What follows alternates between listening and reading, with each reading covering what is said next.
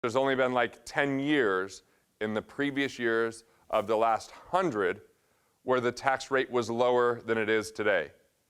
We are at a historically low rate where the top rate back in the 50s was 92%. That was the top rate. So that would really suck if you deferred your taxes and then all of a sudden you go to take it out and the taxes have skyrocketed. The top average is 61.7% since inception. We're at 37.5.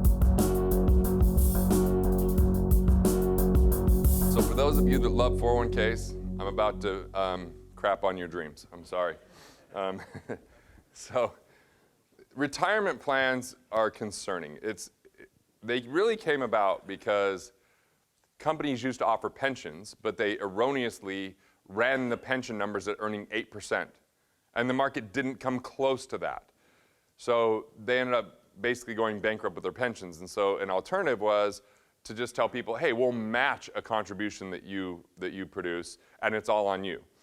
So a lot of employers started offering that because A, they thought this was a good tax advantage, but it's not a tax deduction, it's a tax deferral. So you might end up paying more tax when you take the money out if you have more success, less tax deductions, or the government raises the tax rates, which there's only been like 10 years in the previous years of the last 100 where the tax rate was lower than it is today. We are at a historically low rate where the top rate back in the 50s was 92%. That was the top rate. So that would really suck if you deferred your taxes and then all of a sudden you go to take it out and the taxes have skyrocketed. The top average is 61.7% since inception. We're at 37.5. So this is my concern. What if you're deferring your tax into a place where now you don't want to spend it because you don't want to pay the taxes? See, if you hate paying taxes today, you're just going to hate paying them more in the future.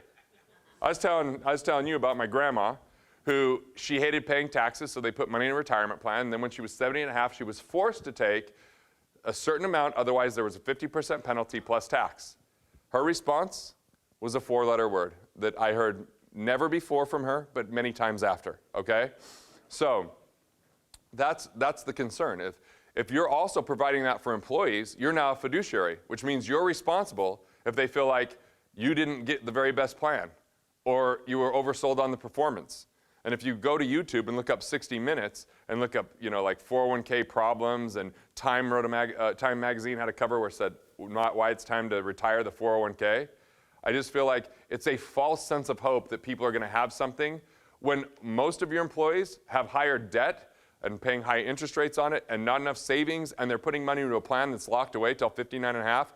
Otherwise, there's a penalty. And if they borrow, there's restrictions on how they have to pay it back. It's not actually helping them, even though we feel like it's a benefit, even though we're told this is a good recruiting tool. Vision, culture, who you are, that's your biggest recruiting tool. And if you really want to help them, you can still pay them what you're paying them on the match. You get the same benefit, but they can use that for things that are actually going to improve their financial life, not give them false hope for the future. And let's be really clear why 401ks exist and get to the early stages of it.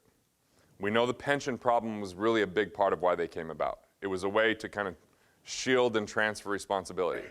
But the reason it caught fire was because, think about it, if you're an institution, what do you want from people? Money. How often? How long do you want to hold on to it for? And how much do you want to give people back on a withdrawal? This was the ideal plan for that. Why?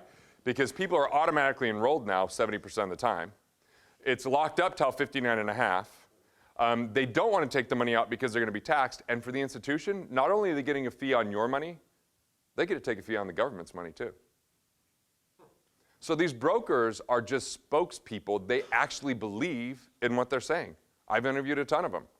Now, I've changed a lot of their minds if they sit down, and I've gotten in some pretty heated debates that I would say 9 out of 10 times, if they have any intellectual honesty, we get to the same place.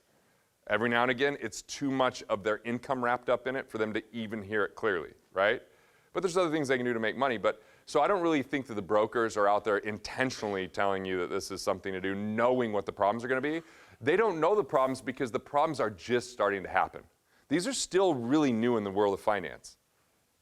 But where they're going to happen is people are now retired. The government now needs more money and they add taxes to it. We're starting to see what the fees were, and at least a lot of books are coming out about how to lower the fees of that to really improve it. So look, I don't want to leave you in a place of disappointment and disarray as I kind of address some of these things. Like, the key is we want to take a step at a time. Here's the thing.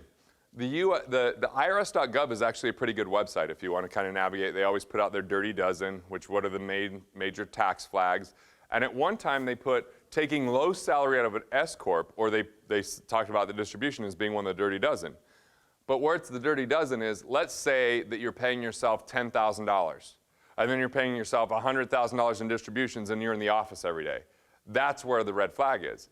If you're saying a technician is getting paid $50,000 a year, I'm going to pay myself $50,000 for being a technician, but the rest of this is because I'm a business owner. That's not a red flag when you have some degree of salary. There was some businesses when that came out that were taking no salary at all distribution to avoid the self-employment tax. So it hasn't been an issue at all in the 20 years that we've worked with people. Because we actually do an analysis. How much time are you working on the business versus in the business? And I don't really care about what the equation is for the retirement plan, because that's deferring tax, not saving tax, and there's all the setup fees, which are a big negative as well. So my focus is always going to be what is just going to maximize your tax savings today, and once that's maximized, if there's other things we want to consider, that's fine, but I'm not worried about saving you tax 20 years from now because it might not save you tax.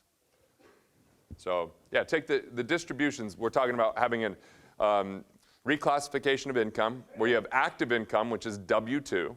It's a wage, just like you pay your employees.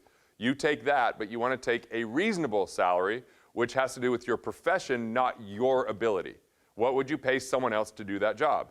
That's the salary you take. The rest can come in dividends or distributions. Those are kind of synonymous. But you're paying a 1099 check that gets less tax and a W-2 check that gets more tax. Now, one caveat, because of course there's a freaking caveat, but the caveat is in the new 199A tax code, you may want to take a little more salary because you get more write-offs in the 199A for your employee's salary in relationship to your own. It's called the pass-through deduction. If you don't know about 199A, you really want to know about that.